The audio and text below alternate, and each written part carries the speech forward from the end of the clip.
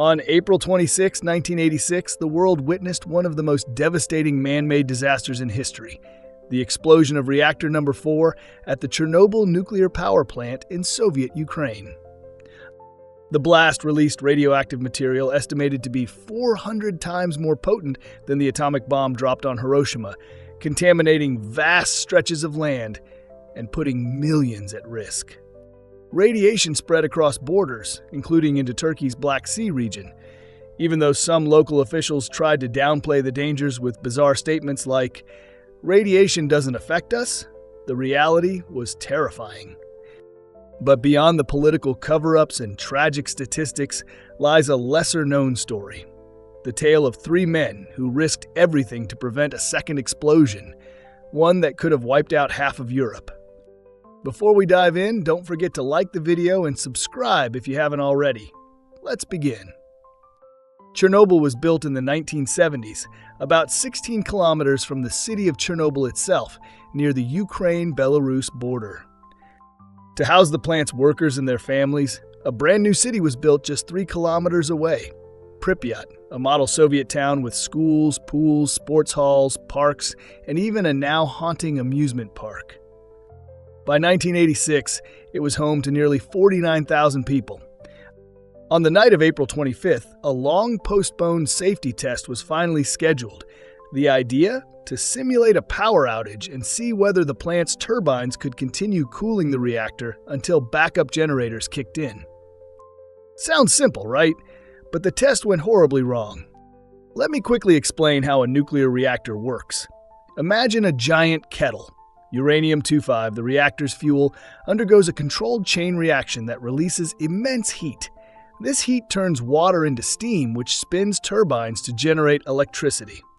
To prevent overheating, control rods are inserted to slow the reaction. Without them? Boom. Back to the test. The power levels dropped too low, the reaction became unstable, and the operators lost control. They tried to shut it down and reinsert the control rods, but instead of stabilizing the reactor, it triggered a violent explosion. A second blast soon followed. The 1,000-ton reactor lid was blown into the sky. The radioactive core was now exposed to the world. 2 workers died instantly. Dozens of firefighters rushed in, unaware they were walking straight into a radioactive hell. Most would die within weeks. The Soviet government, fearing international embarrassment, tried to hide the disaster. But radiation doesn't respect borders. Even days later, the core was still burning. The reactor was melting, turning into radioactive lava and eating its way downward. And that's when scientists realized something terrifying. Under the reactor lay a massive pool of water, a mix of fire hose runoff and coolant. If the molten core touched that water, it would trigger a massive steam explosion, enough to obliterate the entire Chernobyl complex and unleash radiation across Europe. How big are we talking? Some estimates suggest it would have released an explosion between 3,000 and 5,000 kilotons, 200 times stronger than the bomb dropped on Nagasaki. 30 million people's drinking water would be poisoned. Entire nations could become uninhabitable for centuries. The solution? Someone had to drain the pool. But here's the catch. The valves to release the water were submerged in radioactive sludge. This wasn't a mission. It was a suicide pact. The government called for volunteers. And that's when 3 unsung heroes stepped forward. Alexei Ananenko, Valery Bespalov, and Boris Baranov, plant workers who knew the layout by heart. They would descend into the dark, flooded basement, navigate through a maze of pipes, and find the valves. With flashlights, basic gear, and courage few could comprehend, they entered the radioactive underworld. The water was knee-deep and pitch black.